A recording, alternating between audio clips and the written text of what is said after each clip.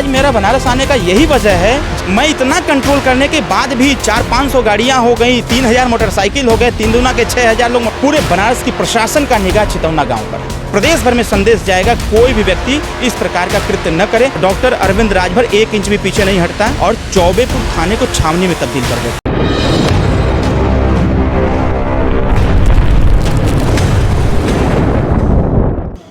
देखिए, मैं लगातार ये घटना जब घटित हुई तब से लेकर के अब तक मैं इस घटना का संज्ञान प्रत्येक दिन का मैं ले रहा था हमारे पार्टी के माननीय जिलाध्यक्ष उमेश राजभर जी से।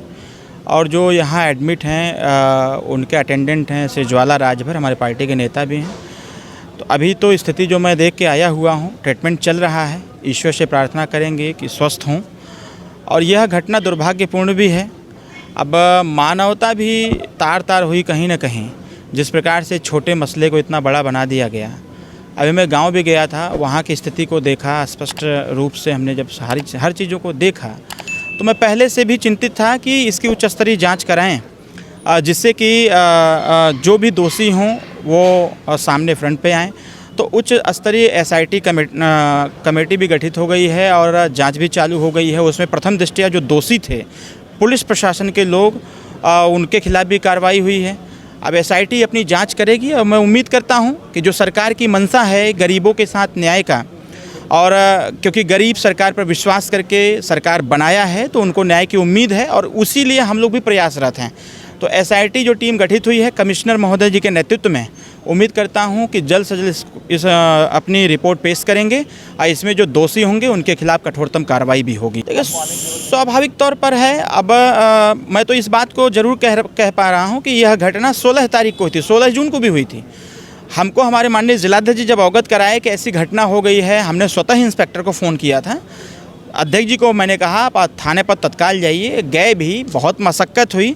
तो यह घटना का तो हमको लगता है कि अगर मूल दोषी किसी को ठहराया जाएगा तो जो पूर्व में 16 जून के इस दरमियान जो इंस्पेक्टर रहे हैं वही हैं। अगर वो इस पे पहल किए होते, दोनों पक्षों को बुलाए होते, 151 में चालान किए होते, या फिर जो भी धाराएं बनती हैं एप्लीकेशन दोनों तरफ से लेकर, जो आज वो किए हैं, जो दबाव में दूसरी तरफ से मुकदमा राजभर के ऊपर लिखा गया है, जो आज हुआ है वो 16 जून को अगर हो गया होता तो आज इतनी बड़ी घटना नहीं हुई होती और एक व्यक्ति, मजदूर व्यक्ति, अपने जीवन और मृत्यु से संघर्ष नहीं कर रहा होता।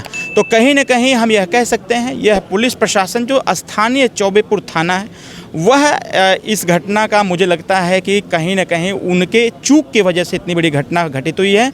कल जब मुलाकात DGP महोदय से हुई, माननीय प्रमुख सचिव महोदय से, फिर चीफ सेक्रेटरी महोदय से, माननीय मुख्यमंत्री जी से टेलीफोनिक वार्ता हमने किया था। उन्होंने बताया था कि आप तीनों लोगों से वार्तालाप कर लीजिए, मिल लीजिए और आप जो चाहते हैं वो कराइए। मैं बस एक चीज़ सुनना चाहूँगा कि गरीब के साथ न्याय हो। तो उसी चीज़ को देखते हुए जब मैं कल मुलाकात किया, तुरंत 7 बजे, कल ही 7 बजे शाम को कमिश्नर साहब के नेतृत्व में मीटिंग बैठी, SIT गठित हुई, जो उच्च स्तरीय SIT गठित हुई। और हमने अभी अनुरोध किया भी है कमिश्नर साहब से भी कि यह घटना जिस एजेंडे को लेकर के हुआ, जिस छोटी समस्या को लेकर के हुआ, वो राजस्व से संबंधित है।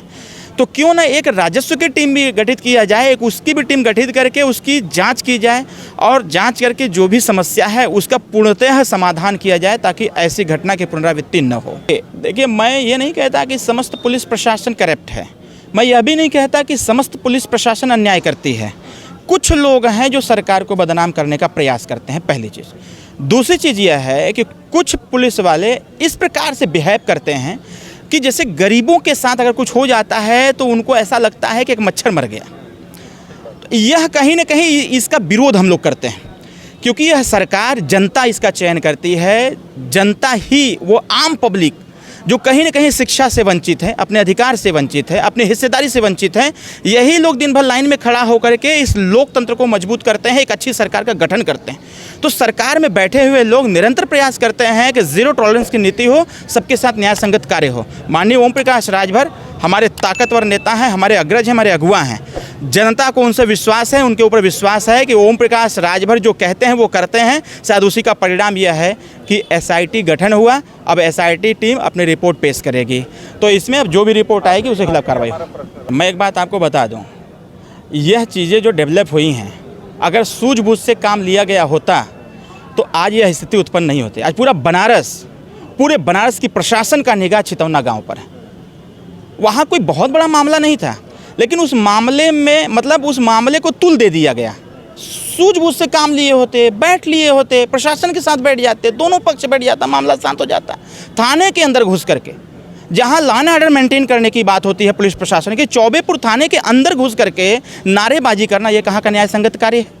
अगर धरना प्रदर्शन से ही सब कुछ हो सकता था तो सुहेलदेव भारतीय समाज पार्टी वो दम रखती है कि जब चौबेपुर थाने पर हम खड़े होते तो वहाँ 200-500 नहीं, आज आपने नज़ारा देखा ना, मैंने सिर्फ प्रोग्राम भेजा था, आज 5,000 लोग वहाँ खड़े थे। तो आप जरा सोचिएगा कि मैं इतना कंट्रोल करने के बाद भी 400-500 गाड़ियाँ हो गई, 3,000 मोटरसाइकिल हो गए, 3 दूना के 6,000 लोग मोटरसाइकिल से, 500 गाड़ी 5 बजे, मतलब कम से कम 10,000 लोग वहाँ उपस्थित रहे। आप जरा कल्पना करिए, अगर धरना प्रदर्शन से ही गरीब को न्याय दिलाना होता तो डॉक्टर अरविंद राजभर 1 इंच भी पीछे नहीं हटता और चौबेपुर थाने को छावनी में तब्दील कर देता। लेकिन इससे लॉ एंड ऑर्डर मेंटेन नहीं होता है, इससे न्याय नहीं मिलता है, दबाव बना करके न्याय नहीं ले सकता है।